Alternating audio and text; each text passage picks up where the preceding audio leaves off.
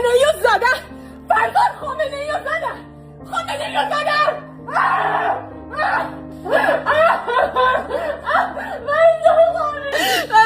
وای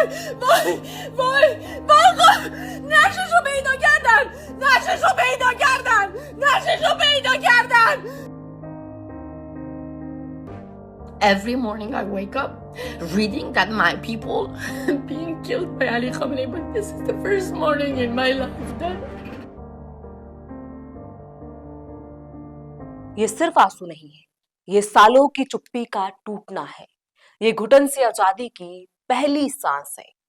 Khamenei के निधन की खबर जैसे ही फैली, सोशल मीडिया पर कुछ तस्वीरें सामने आने लगी, जहां कुछ महिलाएं रो रही हैं।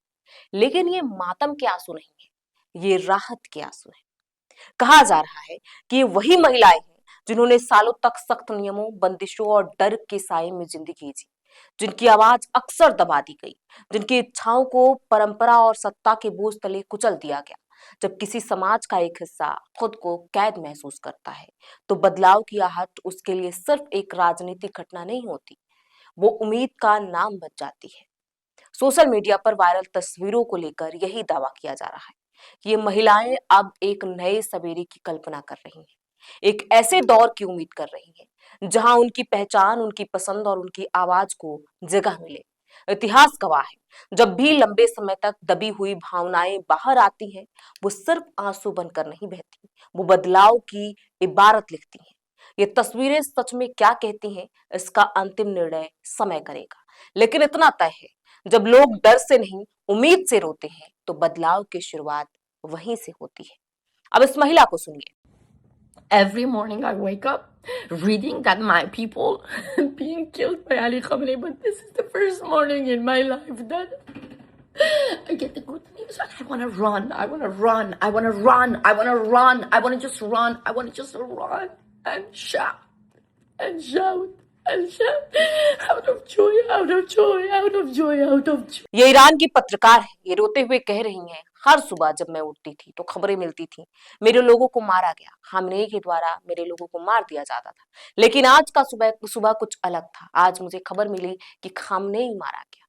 अब मैं खुशी से दौड़ना चाहती हूँ, खूब दौड़ना चाहती हूँ, भागना चाहती हूँ, चिल्लाना चाहती हूँ, क्योंकि मैं बहुत खुश हूँ।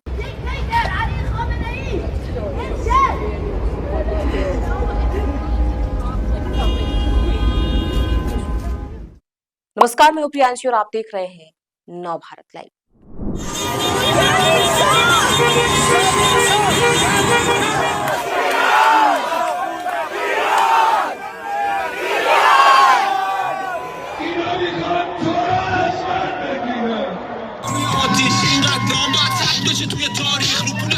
Finally here!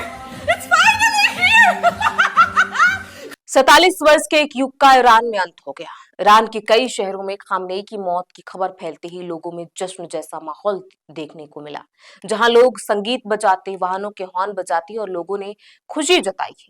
Tehran, Karaj, Isfahan और कई अन्य शहरों में लोग निकले। कोई हाथ में उंगली से हवा में गीत गा रहा था, कोई वाहनों के हॉर्न से अपनी मौजूदगी दर्ज करा रहा था और कोई अपने भावनाओं को शब्दों में बांध ही नहीं पा रहा था, इसलिए रो रहा था। जहां एक ओर एक बड़ी राजनीतिक घटना थी, वहीं दूसरी ओर यह उन लाखों लोगों की आशाओं और बेचैनी का एक क्षण था जो इतने लंबे समय तक अपने अंदर दबे सवालों और उम्मीदों को महसूस कर रहे थे। ईरान के सर्वोच्च नेता की मौत की खबर जैसे ही बाहर आई, तेहरान में उनके दफ्तर पर हुए हमले की खबर ने लोगों के दिलों पर भारी प्रभाव डाला और अपनी अपनी जगह पर लोग सड़कों पर उमड़ पड़े। ये सिर्फ जश्न नहीं था, यह उन अनकहे शब्दों का विस्फोट था, उन बदलते विचारों का उत्साह था, उन भावनाओं का मुक्त उभार था जो वर्षों तक चुप रहकर भीतर बोझ बन गई थी। राजधानी तेहरान के पास कर्ज में लोगों ने गाड़ियां निकालकर हॉर्न बजाए और खुशी मनाई। तेहरान के कई इलाकों में लोग अपने घरों की बालकनी से तेज संगीत बजाते और पटाखे छोड़ते नजर आए। फुलाद शहर में बड़ी संख्या में लोग इकट्ठा हुए और हाथ उठाकर नारे लगाए। बुराजान और ममासानी में लोगों ने झंडे लहराए और नाचते हुए जश्न मनाया। शिराज और आबादान में देर रात तक लोग सड़कों पर रहे। कई लोग इसे लंबे समय बाद बदलाव की शुरुआत मान रहे हैं। उनका कहना है कि करीब 5 दशक से चल रहे शासन के बाद अब देश एक नए दौर में प्रवेश कर सकता है। हालांकि सभी लोग इस घटनाक्रम से खुश नहीं हैं। देश के कुछ हिस्सों में डर और अनिश्चितता का माहौल भी है।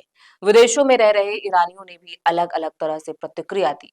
लॉस एंजलिस में सैकड़ों लोग सड़कों पर उतरे और ईरान और अमेरिका के झंडे लहराए। कुछ लोगों ने नए ईरान की उम्मीद जताई। वहीं लंदन, बर्लिन और मैड्रिड जैसे शहरों में भी लोगों ने खुशी जताई।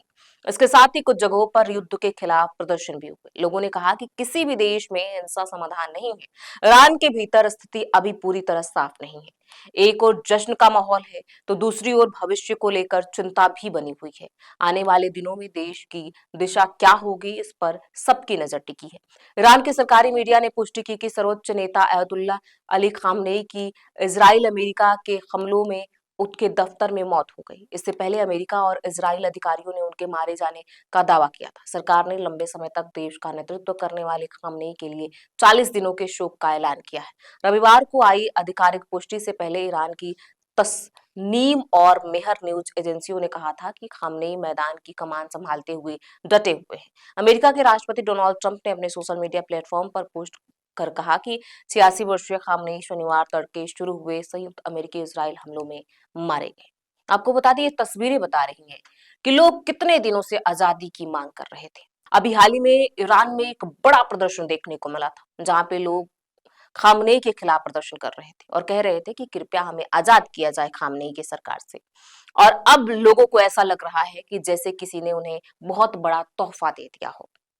और यही तस्वीरें अब सोशल मीडिया पर वायरल हो रही हैं, जहां ईरान के हजारों लाखों लोग जश्न मनाते नजर आ रहे हैं। खास करके महिलाओं की ये तस्वीरें जो रोते रोते हंस देती हैं, कभी हंसते हंसते रो देती हैं, इतनी खुश हैं कि उन्हें नहीं पता कि वो कैसे अपनी खुशी बयां करें। ऐसे में इस पूरी खबर पर आपकी क्या राय है, हमें कमेंट बॉक्स में लिख के जरूर बताएं। बहुत बहुत शुक्रिया।